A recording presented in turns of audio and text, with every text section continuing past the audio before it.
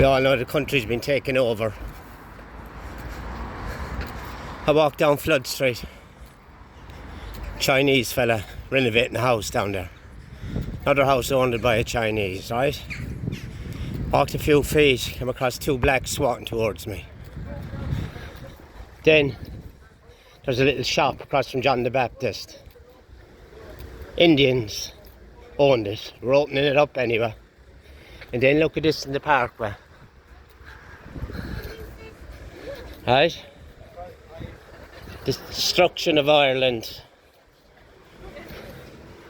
And all the morons in there eating, look. Utterly disgraceful.